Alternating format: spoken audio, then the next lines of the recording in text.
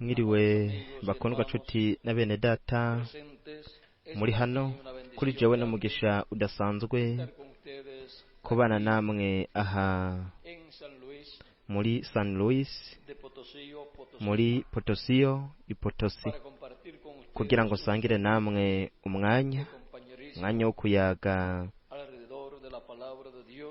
ku ijambo ry'Imana hamwe no ku mugambi wayo uhwanye none munsi wa nyuma. Arico gituma ngomba gusoma mw'Itanguriro igice ca 25 kuva ku murongo wa 19 kugeza ku 26 ahavuga inkuru ya Bibiliya. Urunigo ruvyaro rwa Isaka mwene Aburahamu. Aburahamu yavyaye Isaka.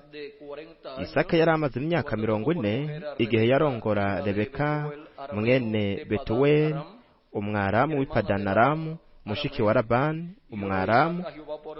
Isaka atakambira Uhoraho kubw'umugore wiwe kuko atavyara.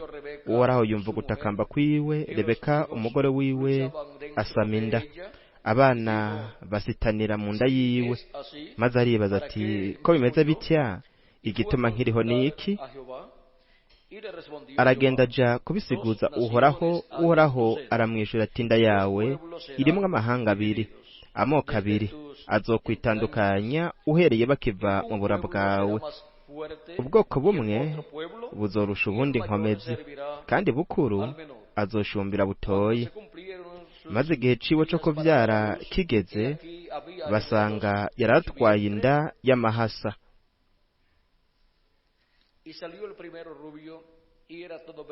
Bukuru avuka ari inzobe y'umuyogobwe, yarakatse wese nk'impuzu y'ivyoya, bamwita Esawu.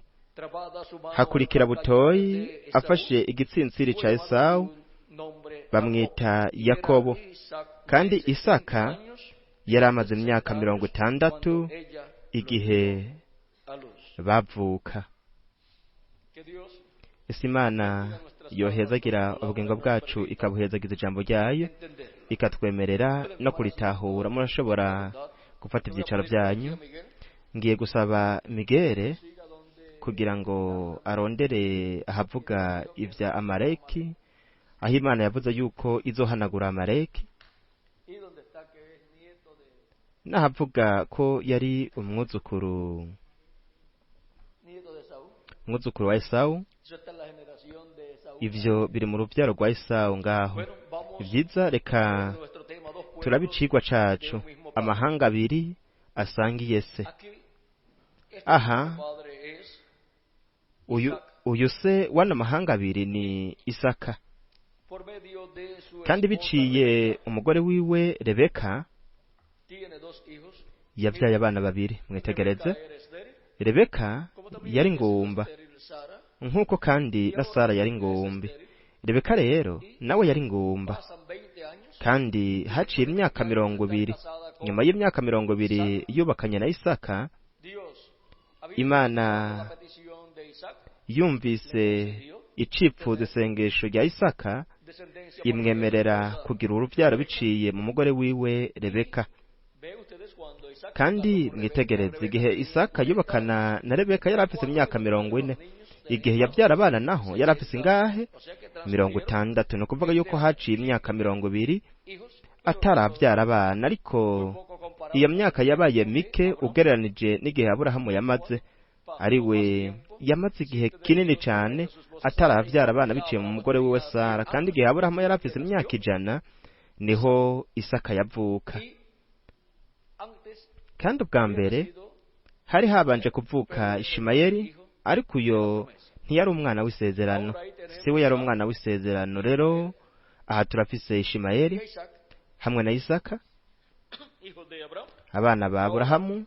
Ariko aha turafise Yakobo hamwe na Esawu, abana ba Isaka. Rero turabona ko Isaka yakunda cyane Esawu umwana wiwe, ari we yari yavutse imbere ya Yakobo, ariko Yakobo yavutse agumije igitsintsiri, yari afashe ikirenge ca Esawu yaje akigumbiriye akigumije. Araheza rero avuka kuri uwo munsi nyene, kandi kumbure yavutse mu masegonda makeyi inyuma ya Esawu. Baraheza bamwita Esawu, ariryo risobanurwa ngo Sabyoya. Yakobo nawe bamwita Yakobo, ariryo risobanurwa ngo intonyotsi. Rero mw'abo bana umwe muri bo yategereza kugaragarira mu mugisha w'ubusamuragwa uwari wavuye kuri Aburahamu uja kuri Isaka. Rero mwitegereze, wavuye kuri Aburahamu uja kuri Isaka, ntabwo wagiye kuri Ishimayeli ari we yari mukuru kuruta Isaka, yari yavutse imbere ya Isaka, ariko wagiye kuri Isaka, umwana wa kabiri wa Aburahamu, ariko umwana w'imfura, ariko yari umwana w'imfura biciye umugore wiwe Sara. Rero turabona Isaka afise abo bana biwe babiri, Esawu hamwe na Yakobo, kandi umugisha w'ubusamuragwa wategerezwa kuja kuri umwe mw'abo bana babiri. Abo bana baguma bagwanira mu nda ya nyina ndetse n'imbere yo kuvuka. Rero mwitegereze, bariko bagwana kugira ngo haboneke ubuvuko bwa mbere aronke umugisha w'ubusamuragwa. Umugisha w'ubusamuragwa ufitaniye isano n'imigabane ibiri. Rero mwitegereza, umugisha w'ubusamuragwa utegerezwa kuba uhuye n'umugisha w'isezerano ryahawe Aburahamu. Uwari kuronka umugisha w'ubusamuragwa, uwo ni wo mugisha wa Aburahamu wari kuzako kuri uwo muntu, hanyuma ukava kuri uwo muntu ukaja ku ruvyaro rwiwe, ku muryango wiwe. Yakobo rero yarakunda cane umugisha w'ubusamuragwa, ariko Esawu ariwe yari yavutse ubwa mbere, akaba yarawufise kubwo kuvuka gusanzwe, ntiyakunda umugisha w'ubusamuragwa, kandi ntiwari umushishikaje. Yiyumvira ati ninamara gupfa, mbega uwo mugisha w'ubusamuragwa uzomarira iki? Ni kuvuga yuko yiyumvira ko inyuma yo gupfa umugisha w'ubusamuragwa utazoba ufise agaciro na kamwe. Ntiyarazi yuko umuntu amaze kuva ngaha ku isi, ntiyarazi ko abandanya kubaho mu bundi buringanire, kandi nk'uko yari ameze ngaha ku isi, ntiyarazi ko ariko azoba ameze hariya mu bundi buringanire. Kandi umugisha yari afise ngaha ku isi ni nawo umugisha nyene azoba afise hariya mu bundi buringanire. Rero turana biciye muri kahise ka Bibiliya ko igihe abo bantu bapfa nk'Aburahamu, Isaka, Yakobo n'abahungu ba Yakobo, ivyanditswe bivuga ko bahambije ababo, kandi bo kuba barabarongozi, abarongozi b'ihanga ryabo, abakuru b'imiryango, baja mw'ubwo bundi buringanire hari imiryango yabo, kandi aho naho nyene bagoma ari abarongozi, baguma ari abakuru b'imiryango. Rero ku bijanye na Esawu hamwe na Yakobo, murumvise ko habaye urugamba bakiri no mu nda yabo, mu nda ya Rebeka, kandi Imana yabwiye Rebeka igihe yaja gusiguza Imana, yamubwiye ko harimwo ibihugu bibiri mu nda yiwe. Rero kubera ko ari ibihugu bibiri, reka turabe ivyo bihugu bibiri ivyo ari vyo. Biciye muri Esawu haturutse igihugu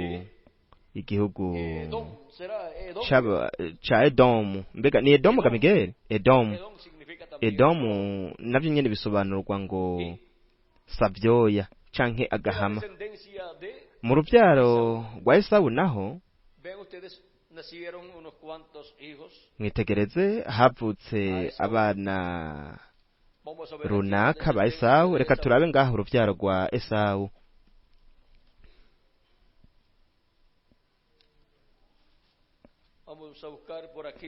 Reka turondere hano.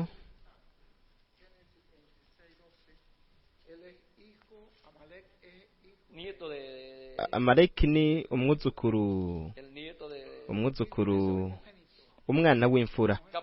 Igice ca 36 mw'Itanguriro haratubwira kuva ku murongo 8 ukabandanya, haravuga ngo nuko esawu aja kuba ku musozi seyiri. Esawu niwe edomu. uru nirwo rubyaro rwa esawu, sekuruza w'abanyedomu bo ku musozi seyiri. bene esawu aya niyo mazina yabo. uwa ada muka esawu ni elifazi, n'uwa basemati muka esawu ni ruweli. bene elifazi ni temani na omari na sefo na gatamu na kenazi. kandi timuna yari inshoreke ya elifazi mwene esawu. elifazi avyarana nawe amaleki. abo nibo buzukuru ba ada muka esawu. kandi aba nibo bene ruweli. kandi aba nibo bene ruweli, na hati na zera na shama na miza. abo nibo buzukuru basemati muka esawu. aho habandanya havuga urubyaro rwose rwa esawu. rero turabonye ko urubyaro rwa esawu biciye mu mwana wiwe elifazi, ariwe yari umwana w'imfura wa esawu. turabwiwe ko biciye muri timuna inshoreke yiwe ko elifazi yavyaye umwana, nuko uwo mwana mwita amaleki. uwo mwana yari umwuzukuru wa esawu. rero murabe mu kuva igice cya 17 umurongo wa 14, murabe ivyabaye kuri uwo mwana w'umwana wa esawu. ni kuvuga ngo uwo mwuzukuru wa esawu mu gice cya 17, igihe ubwoko bw'abaheburayo bari mu nzira bagana mu gihugu c'isezerano. mwumve ibyabereye hano. mwibuke ko uruvyaro abana ba esawu ari arabo mu muryango umwe n'abana ba yakobo. esawu na yakobo baravukana. mu yandi majambo abana babo ni abavukanyi, baravukana. ni ukuvuga yuko ari ibihugu bivukana. isirayeli nk'igihugu hamwe na edomu canke abanyaedomu nk'igihugu. reka rero turabe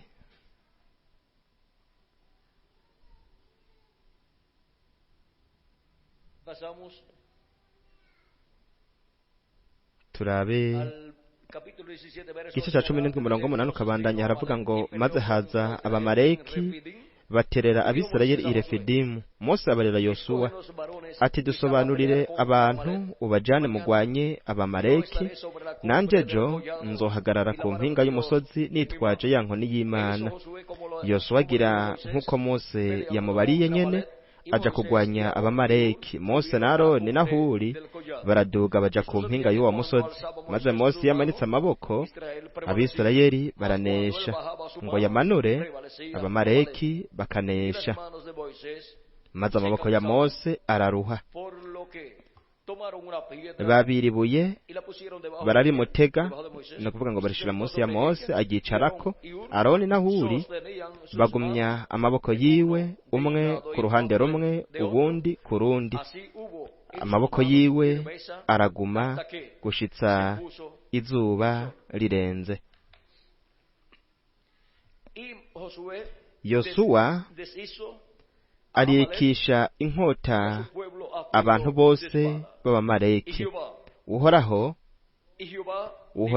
abarira mose ati niwandike ibyo mu gitabo bibe icibutso, ubibarire yosuwa, ubimwumvishe yuko nzozimanganya ukumenyekana ku bamaleki bibagirane mu bo munsi y'ijuru bose. Maze Mose yubaka igicaniro araheza acita Yehova Nisi.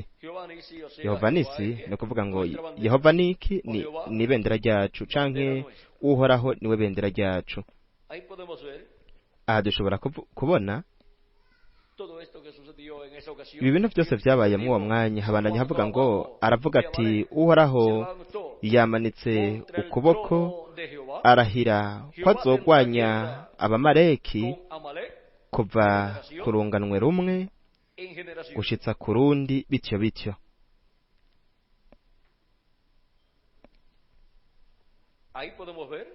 Aha dushobora kubona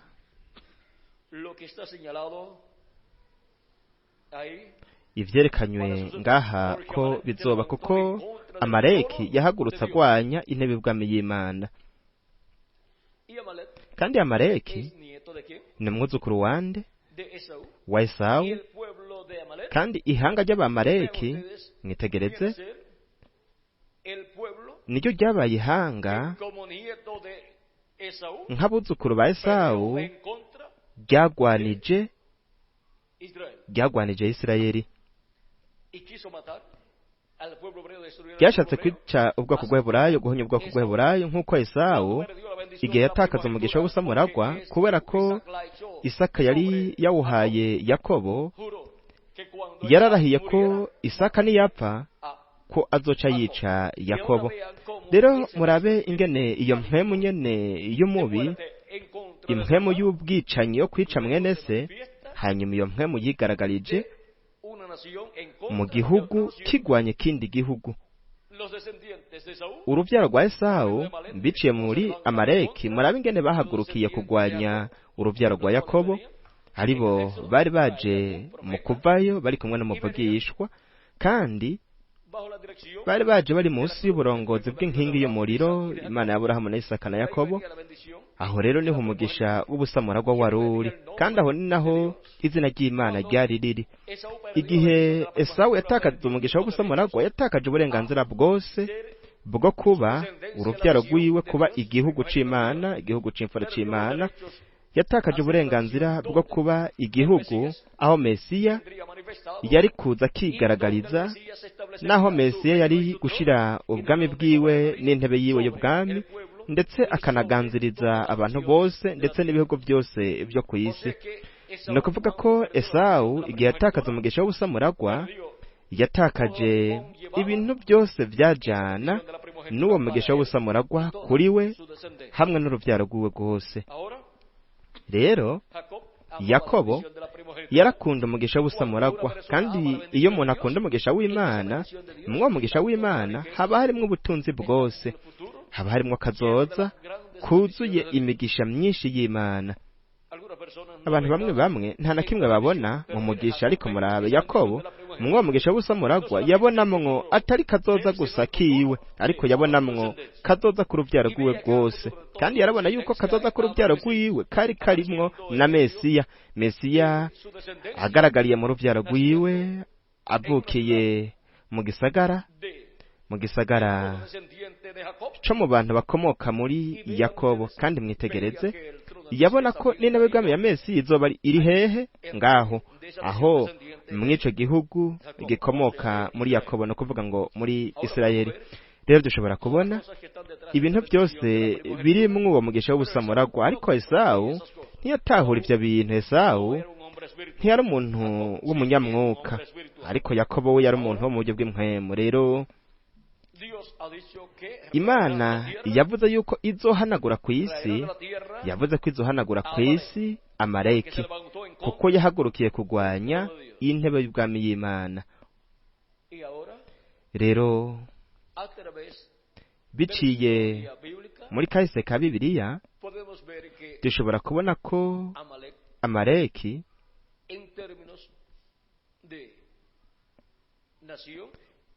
mu mvugo, tubivuze mu mvugo y'igihugu, amaleki ashushanya ubwami bw'abanyamahanga, aribwo ku munsi wa nyuma buzoba buri mu ntambuko y'ibirenge vy'ivyuma bivanze n'ibumba. kandi igihe bwari bugeze mu ntambuko y'amaguru y'ivyuma niho bwice Kristo Mesiya. Murabona bya bintu nyene Esawu yagira agwanya Yakobo akica mwene se. Rero murabe bya bintu nyene Amaleki yageragera gukorera igihugu c'Abaheburayo, aribo bari mu nzira bariko bazana n'umuvugishwa Mose akagwana kugira ngo yice ahonye igihugu c'Abaheburayo. Rero Roma nayo irazi bisabwe n'ubwoko bw'Abaheburayo ibamba Mesiya. Rero ubwami bw'abanyamahanga ku munsi wa nyuma buzoba buri mu ntambuko y'ibirenge bivanze vyuma n'ibumba, kandi ni mu ntambuko y'ibirenge bivanze vyuma n'ibumba niho Antikristo umuntu w'icaha niho azofata ubuyobozi bwose bw'ubwami bw'abanyamahanga, kandi mugwanizi seki bazokwambara umubiri mu muntu w'icaha muri Antikristo. Nuko Antikristo azoshiraho muri ubwo bwami bw'abanyamahanga aribwo buzoba buyobowe na Antikristo hamwe n'abami 10 bazomuha ububasha bwabo n'ubutware bwabo n'ibihugu byabo byose hamwe n'ingabo zabo zose.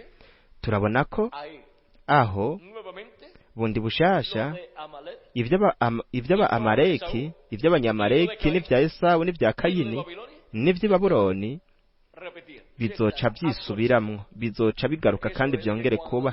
Nico gituma iyo Imana ivuze ko bwami bwa Antikristo bw'igikoko hamwe n'ibintu byose bizoba biri mu ubwo bwami, ibishushanya nka ubwo bwami bushushanya nka Babuloni.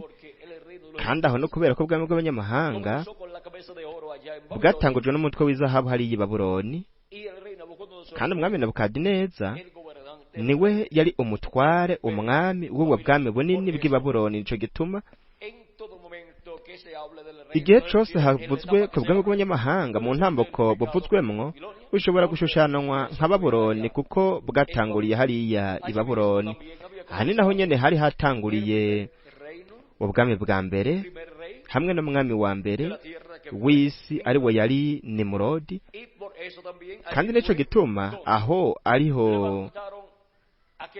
bubatse wa munara, nuko bubaka na ca gisagara. Bakiriko barubaka uwo munara, Imana yaramanutse irabayoberanya indimi, nuko ica iwita Babeli, kuko bisobanura amayobera.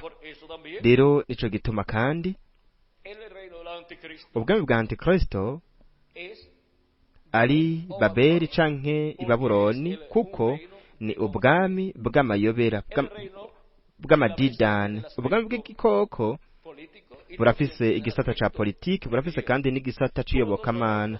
Ubwami bwose canke ubwami bunini burafise igisata ca politiki ndetse n'igisata c'iyobokamana. N'ubwami bw'Imana nabwo niko bumeze, burafise igisata c'iyobokamana hamwe n'igisata ca politiki. Nico gituma Kristo umwami wiyonganije ubwiza y'imyaka 1000 arafise igisata ca politiki n'igisata c'iyobokamana. Mu gice c'iyobokamana ni umuherezi Melikisedeki. Mu gisata ca politiki ni umwami, umwana wa Dawidi, umwami w'abami n'uganza baganza. Nico gituma kandi n'abatojwe n'Imana bagize umubiri wanga wa Kristo bavutse bwa kabiri barafise mu kugaragarira muri ubwo bwami, burafise igisata ca politiki hamwe n'igisata c'iyobokamana. Igisata ca politiki gihuye n'igisata c'abami, kuko turabami hamwe na Kristo. Igisata c'iyobokamana naco kijanye n'ubuherezi. Turi n'abaherezi, turabaherezi, abami n'abaherezi nibo yatugize atugira kubw'Imana. Yaduhinduriye Imana yacu abami n'abaherezi mu bihe bya kera, nk'akarorero muri Egiputa hamwe n'ahandi hantu nk'i Roma n'ahandi hantu. Naho nyene umwami niwe kandi yari afise icubahiro c'ikirenga mu iyobokamana. Yari umwami akaba n'umuherezi. Rero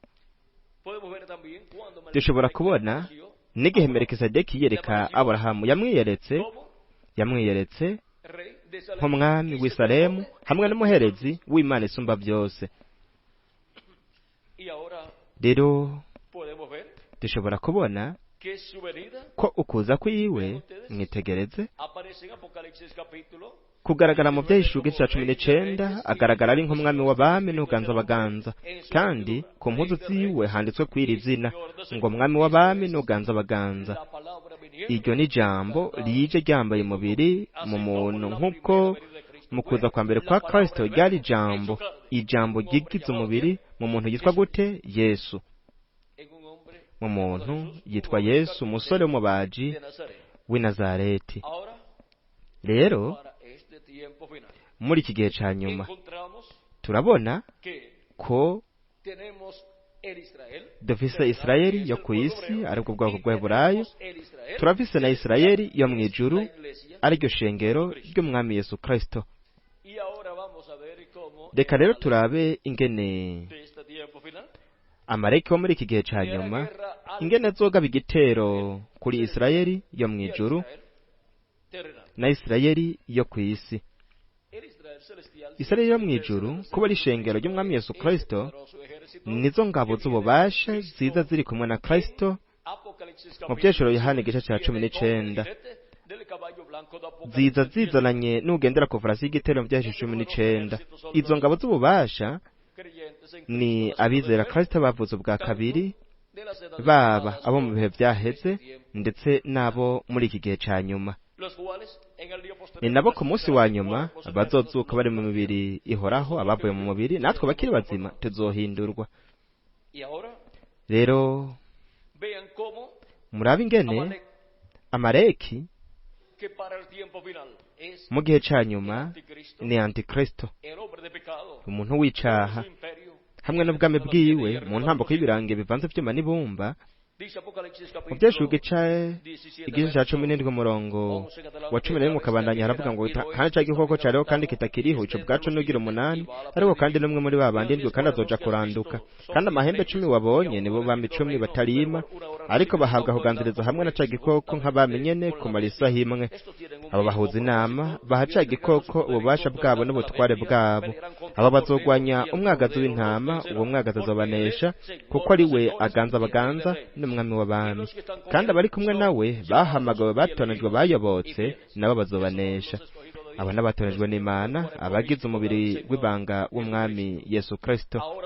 Rero dushobora kubona ko kubera ko umukuru wacu umwami Yesu Kristo aza ari nk'umwami w'abami n'uganza abaganza, we Antikristo umuntu w'icaha hamwe n'abo bami 10 bazogaba igitero kuri Kristo mu kuza kwiwe kwa kabiri, ariko Kristo azobanesha.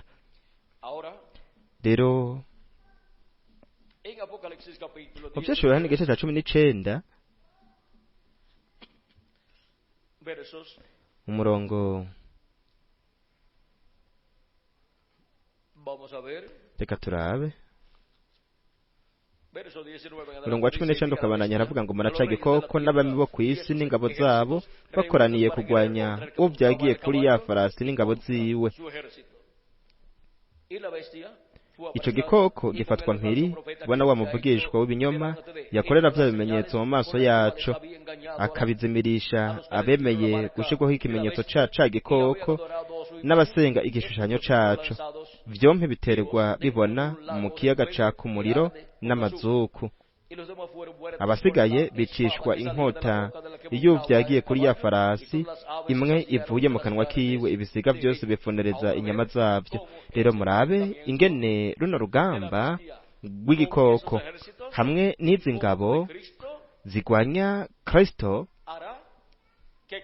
ingene bizotuma Kristo agwana karonka intsinzi, akanesha igikoko, akanesha n'abo bami 10 hamwe n'ingabo zabo bazoza bamugwanya.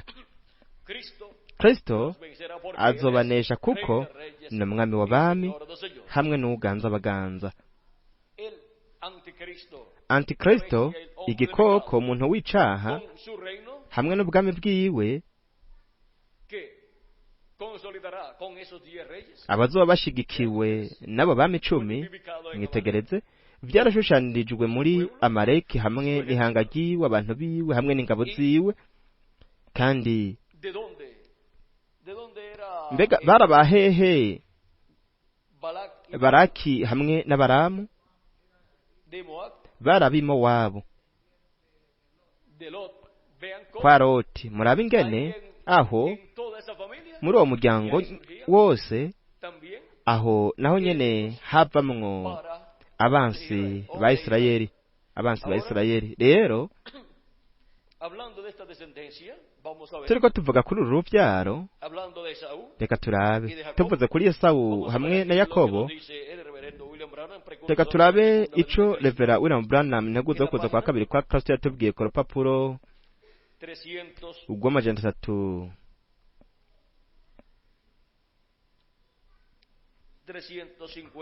359 yaravuze ngo Esawu rero ntiyarakeneye amahera ya Yakobo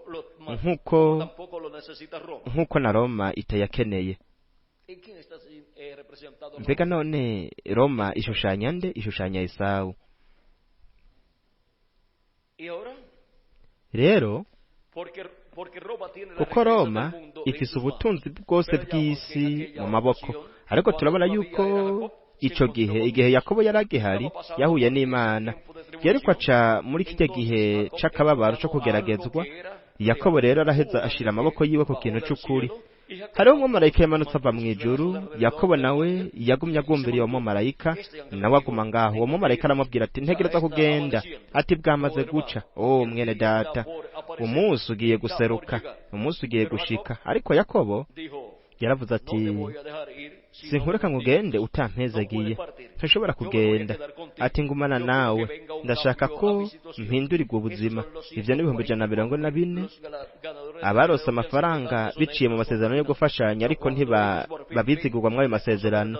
Ariko igihe bo ku mpera bazobona ikintu c'ukuri n'uburyo bwo kukigumya, Mose na Eliya bazoba bari ngaho. Amen. Nabo nyene bazogwana n'Imana, banigane n'Imana kugeza ubwo 144 byo mu muryango 12 ya Isirayeli bahamagagwa basohogwe hanze. Ivyo biba neza imbere yuko hatangura akaboro gakomeye. Mbega ingene ari vyiza cane. Abo bavugishwa babiri bazovuga ubutumwa nka Yohana umubatizi, bazobabwira bati ubwami bwo mw'ijuru buregereje. Isirayeli ni wihane. Yihane iki? Yihane ivyaha vyayo hamwe no kutizera, isubire ku Mana. Rero mwumva ingene ibi bintu vyabaye kuri Yakobo ariko ahura na marayika w'Uhoraho ndetse akanamugumbira. Murabe, hari mu gihe ubwo Yakobo yategerezwa guhangana na mwene se Esawu. Rero muri iki gihe ca nyuma naho ihanga ry'Abaheburayo nk'igihugu gitegerezwa guhangana na Roma. Kandi mwumve ingene kuno guhangana runo rugamba ruzohaba muri iki gihe ca nyuma. Mwumve ingene rusa kandi rushushanya n'igihe Yakobo yahura na Esawu. Uguhura kwa marayika w'isezerano ahura na Yakobo bishushanya uguhura na marayika w'isezerano agaragaye ku munsi wa nyuma biciye muri marayika w'intumwa, agaragaza ubukozi bwa Mose n'ubwa Eliya kubw'ineza y'ubwoko bw'Abaheburayo. Aho niho ubwoko bw'Abaheburayo buzobona Imana igaragaye kandi igaragaje n'ubwo bukozi, kandi bazogumbira neza uko kugaragara kw'Imana. Kandi mbere yo gutangura ko kaboro gakomeye, bo bazobona uko kugaragara kw'Imana, kuko bazobona uko kugaragara kw'Imana mu guhindurwa ko batonejwe n'Imana. Muri iyo ntambuko yo kuragwa mu mwuzuro guhindurwa, ahazoba kugaragara k'ububasha bw'Imana mu mwuzuro wose, kandi buri sezerano ryose ryasezeranywe ry'ibitangaza bikomeye cyane n'utwumiza ku rwego mpuzamakungu, kugeza ubwo bitigeze kubonekana namba muri kahise k'Abakristo ndetse no mu k'Abayuda, bizoboneka muri iki gihe ca nyuma, kuko hazoba amamiliyoni y'abahungu n'abakobwa b'Imana bazoragwa mu mwuzuro, bazohindurwa ngaha ku mumbe w'isi. Abapfuye bizera Kristo bazozuka bari mu mibiri ihoraho, natwe bakiri bazima tuzohindurwa. Kandi namba hamwe n'umwe gusa, Yesu, haranditswe ubutumwa bwiza hagakorwa n'ibi bitangaza byose byakozwe na Yesu, mbega bizogenda gute hamwe n'amamiliyoni y'abahungu n'abakobwa b'Imana barazwe mu mwuzuro muri iki gihe ca nyuma, kandi hamwe n'ubukozi bwo ku munsi wa nyuma bwahinduwe muri iki gihe ca nyuma? Nk'ubwo bukozi bwahinduwe, hazoba ibitangaza byinshi n'utwumiza mu gihe categekanijwe n'Imana. Ariko kugira ngo ubwo bukozi bushobore guhindurwa, ubwa mbere butegerezwa kugira igikorwa, gukora igikorwa, bugakora mu gikorwa c'Imana, bugakora mu bikorwa bya Data wo mwijuru, mu bikorwa by'umukunzi wacu Mwami Yesu Kristo, hehe mu gihe cyo kubezefuruka mu bibanga wa Kristo, ku butaka mu kibanza gihuye n'ico gihe, hamwe n'abantu bahuye n'ico gihe, hamwe n'ubutumwa bugenewe ico gihe, hamwe n'ico kiringo. Ubutumwa bw'inkuru y'ubwami buvuga ku kuza kwa kabiri kwa Kristo. Ubwo butumwa nibwo bukora ico gikorwa ca Kristo, kandi mu bikorwa by'Umwami Yesu Kristo niho bimubereye kuba, nk'uko Yesu yavuze igihe yari afite imyaka 12 y'amavuka, ati mu bikorwa bya Data niho bimbereye kuba, kandi bimubereye kuhaba. Ariko aragira gute? Akora mu bikorwa bya Data wo mwijuru. Rero mwumve ingene ibintu byose byabaye muri kahise bishushanya ibintu bizoba biriko biraba muri iki gihe ca nyuma. Murabe Esawu hamwe na Yakobo, murabe n'ubwoko bw'Eheburayo hamwe na Amaleki, umwuzukuru wa Esawu. Rero hariho ihanga rivamwo uwo mwuzukuru, ariko ryahagurutse kurwanya ihanga ry'Abaheburayo, kandi Imana yavuze yuko izozimanganya ku isi Amaleki. Rero ubwami bwa Antikristo nibwo Imana izozimanganya ku isi, kuko nibwo bushushanya Amaleki, kuko ubwami bwa Antikristo nibwo ku munsi wa nyuma buzohaguruka kurwanya intebe y'ubwami y'Imana, kandi ubwo nibwo bwami bwahagurutse kurwanya intebe y'ubwami y'Imana muri ibi bihe byose byo muri kahise. Rero dushobora kubona ko ndetse tunavuze kuri Antikristo, Mutagatifu Pawulo yavuze mu Bitesalonika igice ca kabiri, hamwe mu Bitesalonika ba kabiri igice ca kabiri, yavuze yuko umuntu w'icaha Antikristo yicara ku ntebe y'ubwami y'Imana nk'Imana, canke mu ngoro y'Imana, akiringaniza n'Imana. Murabona, niwe agwana akagwanya intebe y'ubwami y'Imana. Ariko ubu mwitegereze, Antikristo igikoko, umuntu w'icaha, intebe y'ubwami afise, intebe yicayeko ni intebe y'ubwami bw'abanyamahanga, ariyo umugwanizi yahaye Kristo, ariko Kristo yarayase, kuko Kristo afise intebe azokwicarako. Iyo ni intebe y'ubwami ya Dawidi. Mu yandi majambo, iyo ni intebe y'ubwami bw'Imana ngaha ku isi, kugira ngo Kristo yicare kuri iyo ntebe y'ubwami mu nganje y'imyaka 1000. Nuko intebe y'ubwami umugwanizi yahaye Kristo, kuri Kristo nta gaciro ifise, ntayishaka, ariko Antikristo niwe yicara kuri iyo ntebe. Ariko Kristo yicara ku ntebe y'ubwami ya Dawidi, kugira ngo aganze ubwoko bw'Abaheburayo hamwe n'amahanga yose imyaka 1000, hanyuma abaganze n'ibihe bidashira. Rero dushobora kubona ko ku munsi wa nyuma umuntu w'icaha Antikristo azoba aticaye ku ntebe y'ubwami y'Imana, ariko azoba yicaye ku ntebe y'ubwami ya Sekibi, kuko Sekibi azomuha intebe yiwe y'ubwami, kandi Sekibi azigaragaza biciye mu muntu w'icaha. Nuko yicaye kuri iyo ntebe y'ubwami, rero intebe y'ubwami bw'abanyamahanga, Sekibi biciye mu muntu w'icaha azogerageza guhonya Yakobo, no kuvuga azogerageza guhonya Isirayeli yo mu buryo bw'impwemu bwa mbere, ariko ntazobishobora. Hanyuma azohindukirira Isirayeli yo ku isi kugira ngo agerageze kuyihonya, ariko naho nyene ntazobishobora. Nubwo azokwica ibihumbi by'Abaheburayo, ibihumbi 140 by'Abaheburayo azobica, azorungika inzuzi, izo ni ingabo zimeze nk'uruzi, hazozirungika kugwanya abizera Imana y'ubwoko bw'Eburayo ndetse no kugwanya inkumi z'ibijuju zizoca mu kabaro gakomeye. Ariko icanditswe kiravuga ko umwansi niyaza nk'uruzi, ivyo biri muri Yesaya igice ca 59. Haravuga ngo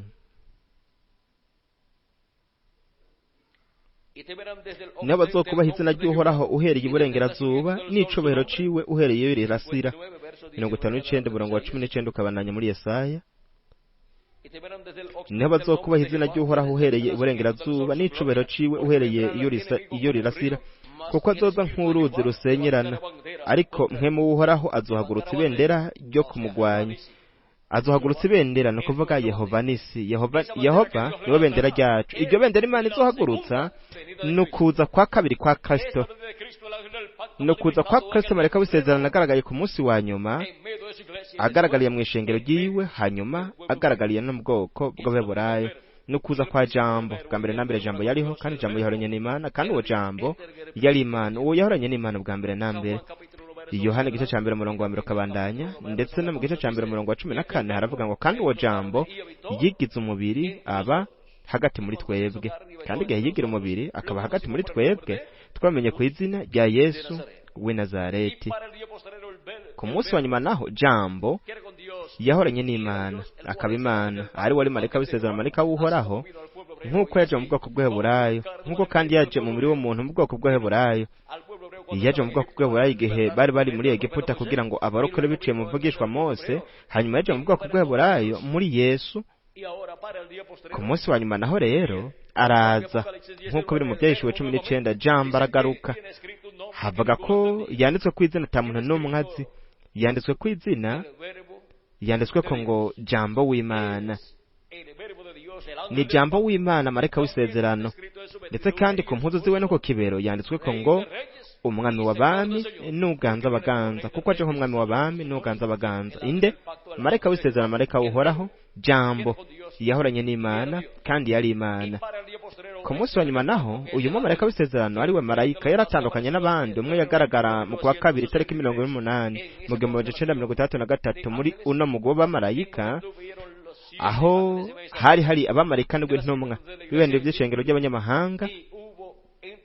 Kandi mu ngabo b'abamarayika bose hariho uwundi ari we yaratandukanye n'abandi, kuko niwe marayika w'isezerano, marayika w'Uhoraho.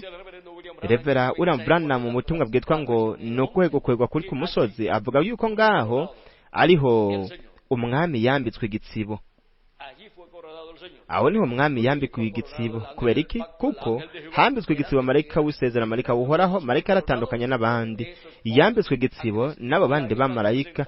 Aho rero hashushanijwe abana bose b'abahungu n'abakobwa b'Imana bo mu bihe bitandukanye mu ntumwa ya buri gihe. Aho hashushanijwe ishengero rya Yesu Kristo ryo mu ntambuko zitandukanye canke ibihe bitandukanye. Abo ku munsi wa nyuma bahagarariwe na marayika yaratandukanye n'abandi, kuko uwo ni we mumarayika aza amanutse ava mu ijuru yambaye igicu, ari intumwa ya Isirayeli, ariko aje ku ishengero ryiwe.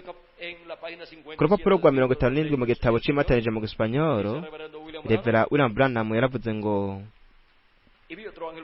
mbona umumarayika wundi w'inkomezi amanuka ava mu ijuru yambaye igicu, kandi umunywi w'amazi wari hejuru y'umutwe wiwe. Rero we niwihweza neza uzobona ko no muntu ari Kristo, kuko no mu isezerano rya kera we yitwa marayika w'isezerano. Ubu rero aje neza atumbera abayuda, kuko ishengero ryashitse ku iherezo. Ni vyiza tubandanye. Mu maso hiwe hari hameze nk'izuba, amaguru yiwe asa n'inkingi z'umuriro. Muri bakaba mu marayika mu Byahishuwe igice ca mbere. Uyu nico kimwe n'uyu nyene mu marayika ni intumwa, kandi ni intumwa ya Isirayeli. Murabibona, ishengero rigerezamurwa aje ku ishengero ryiwe. Rero mwihweze neza, mu kuboko kwiwe yari afise agatabo kazinguruye. Uyu ni marayika w'isezerano, marayika w'Uhoraho, marayika w'inkomezi aboneka ava mu ijuru yambaye igicu. Uyu ni marayika umwe yagaragara ari kumwe n'abamarayika ndwi intumwa hariya muri urya mugwi w'abamarayika abiyeretse Revera William Branham. Hanyuma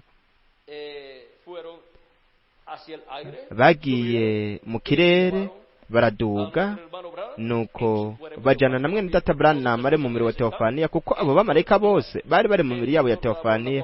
Murabe, duhindukije ifoto tuyiganisha iburyo, turabona yuko abo bamarayika ntumwa bashushanya ubwanwa bw'umwami. Marayika aratandukanye n'abandi, nawe ari uyu ari ngaha hejuru ashushanya umushatsi wera w'umwami, ino perike yera afise mu byahishura igice cya mbere ndetse no mu byahishura igice c'icumi. Havuga ko umushatsi wiwe wari wera nk'ubwoya bw'intama y'umweru. Rero murabe mu gushizwa kw'iki gishushanyo, mwitegereze uwushitsa iki gishushanyo cy'umushatsi wera w'umwami. Ni marayika w'isezerano, marayika w'inkomezi, marayika aratandukanye n'abandi, aje ku munsi wa nyuma. Rero turabonye ko uyu mumarayika w'isezerano cyangwa marayika w'uhoraho ari we ari uno marayika yaratandukanye n'abandi. Ku munsi wa nyuma azoza no kuza kwa Jambo. Jambo yahoranye n'Imana akaba Imana. Jambo aje ku munsi wa nyuma aza gute? Reka turabe ingene azoza, ingene byavuzwe ko azoza, kuko azoza agendera ku farasi yera derere nk'urubura. Reka rero turabe icyo Revera William Branham yavuze, kuko we yari integuza yo kuza kwa kabiri kwa Kristo. Kubw'ibyo rero we yategerezwa kwerekana mu butumwa bwiwe bw'ubuvugishwa, yategerezwa kwerekana ingene Kristo azoza, marayika w'isezerano, ku munsi wa nyuma. Kandi ukuza kwiwe gutegerezwa kuba guhuye nuko byasezeranijwe n'Imana, haba mu isezerano rya kera, mu isezerano risha, ndetse biciye no muri Revera William Branham ari we ari integuza yo kuza kwiwe. Ku rupapuro rw'amajana 56 mu gitabo cy'Amatarjama mu Giswahili haravuga ngo, ariko igihe umwami wacu azogaragara ku isi, wazoza agendera ku farasi yera derere nk'urubura, kandi azoba ari Emmanuel mu mwuzure, ijambo ry'Imana ryambaye umubiri mu muntu. Nitwabona uwo muntu, tuzobona ahantu aho ijambo marayika w'isezerano azoba yambaye umubiri ku munsi wa nyuma nk'ugendera ku farasi y'igitare yo mu byahishura 19, kandi yitwa Jambo w'Imana, kuko ni Jambo w'Imana, no kuvuga marayika w'isezerano, marayika w'uhoraho, ari waje yihishije mu mubiri w'umuntu kandi akishyura biciye mu mubiri w'umuntu ku munsi wa nyuma. Kandi afite izina ryanditswe ku kibero ciwe no ku mpuzu ziwe, ni umwami w'abami hamwe n'uganza abaganza. Waje nk'umwami w'abami hamwe n'uganza abaganza. Inde? Marayika w'isezerano, marayika w'uhoraho, Yesu Kristo muri mpwemu yera, ahagaragariye ku munsi wa nyuma yihishije, akihishurira mu mubiri w'umuntu biciye muri marayika w'uwe ntumwa. Kandi twabona marayika w'uwe ntumwa, nuko rero tuzoba tubonye igikoresho umubiri w'inyama, aho marayika w'isezerano, marayika w'uhoraho, marayika yaratandukanye n'abandi, aho azoba ari kagaragarira mu mubiri w'umuntu ku munsi wa nyuma, akora igikorwa gihwanye n'umunsi wa nyuma, kubw'ineza ya Isirayeli yo mu ijuru hamwe na Isirayeli yo ku isi. Mu mubiri w'umuntu, muri marayika ntumwa wa Yesu Kristo, niho marayika w'isezerano azoba ari. Umwe yahura na Yakobo akamugumbira neza, ntiyamurekura atararonka umugisha uvuye kuri we. Uyu mumarayika w'isezerano nyene rero azoza yihishije mu mubiri w'umuntu, kandi ishengero ry'umwami Yesu Kristo, Isirayeli yo mu ijuru, izogumbira neza no mumarayika w'isezerano agaragariye mu mubiri w'umuntu. Hanyuma ubwoko bw'Aburayo nabwo nyene buzogumbira no mumarayika. Yaba Isirayeli yo ku isi na Isirayeli yo mu ijuru bazoronka umugisha uza biciye mwo kugaragara kwa marayika w'uhoraho, marayika w'isezerano ahagaragariye mu mubiri w'umuntu biciye muri marayika w'iwe ntumwa.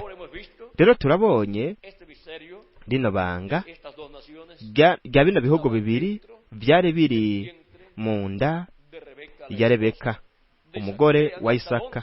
Murabe aho bitugeza kuri uno munsi wa nyuma, bitugeza kuri Isirayeli yo mu ijuru hamwe na Isirayeli yo ku isi, ishengero rya Yesu Kristo n'ubwoko bw'Aburayo. Kandi Antikristo hamwe n'ubwami bwiwe bushushanijwe muri Esawu, ndetse no mu mwuzukuru wa Esawu ari Amaleki.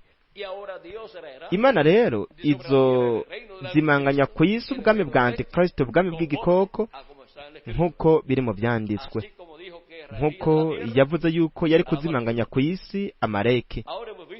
Turabonye rero ingene byashushanijwe muri aba bantu bo muri kahise muri ibi bihugu, ivyari kuba biriko birashitswa muri iki gihe ca nyuma. Kuri jewe wari umugisha hamwe n'ihigwe ridasanzwe kubana namwe ndabashingira intahe y'amahanga abiri. Amahanga abiri yarari mu nda ya Rebeka. Aha dufise Esawu, ishusho n'ingero ashushanya Antikristo hamwe n'ubwami bwiwe. Turafise kandi na Yakobo ashushanya yaba Isirayeli yo mw'ijuru hamwe na Isirayeli yo kw'isi. Kandi uguhura kwa Isirayeli ihura na marayika w'isezerano,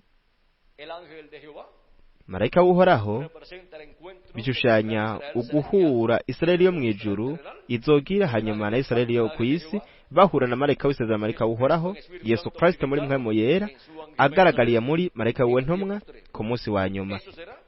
Ivyo bizoba bisa neza na bya bindi vyaba kuri Yakobo igihe yariko ahura na marayika w'uhoraho hariya i Peniyeli. Amahanga abiri asangiye umuvyeyi, asangiye ese imigisha y'umukumwe wacu mwami Yesu Kristo mukiza wacu yoba kuri mwebwe mwese no kuri jewe nanje, kandi ase vuba ino migisha y'ubusamuragwa yohinduka ukuri muri twebwe mu kuduha umubiri musha, akore uguhinduka kw'imibiri yacu, azure abapfuye bizera Kristo, bityo habe hahagaze ngaha ku mumbe w'isi Isirayeli yo mw'ijuru bafise imibiri ihoraho nk'ingabo z'ububasha z'ugendera ku farasi y'igitare yo mu vyahishurwa igice ca 19, ingabo za marayika w'uhoraho, marayika w'isezerano agaragaye ku munsi wa nyuma, agaragariye muri marayika w'intumwa. Hanyuma ubwoko bw'Eburayo bumubone bumwakire muri iki gihe ca nyuma mu izina rihoraho ry'umwami Yesu Kristo. Amen kandi amen. Ese Imana yobandanya kubahezagira mwese, Imana ibarinde, kandi mwakoze cyane kuba mwateze amatwi mubikunze. Mwese mugire ijoro ryiza. Ndongera nzigane hamwe natwe Revera Migere Biromudasimarine kugira ngo abandanye asozere igice cyacu muri iri joro, ashimira Kristo marayika w'isezerano kubw'imigisha yiwe y'ubusamuragwa, imigisha yaduhaye twebwe. Hamwe natwe Revera Migere Biromudesi Marine.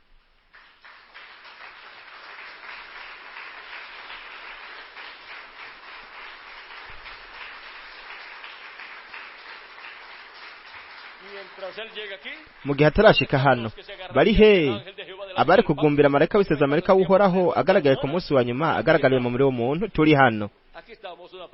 Turi hano igice kimwe muri San Luis Potosi muri Republika ya Mexique, hamwe n'ibibanza bitandukanye byo muri Republika ya Mexique. Hariho amajana canke ibihumbi by'abantu bari kugumbira marayika w'uhoraho, marayika w'isezerano mu kugaragara kwiwe kuri uno munsi wa nyuma. Kandi no muri Amerika Latine na Karayibe yose harimwo ibihumbi by'abahungu n'abakobwa b'Imana abo kuri uno munsi wa nyuma bari kugumbira marayika w'isezerano, marayika w'uhoraho, marayika aratandukanye n'abandi, agaragara mu muri w'umuntu muri marayika w'intumwa.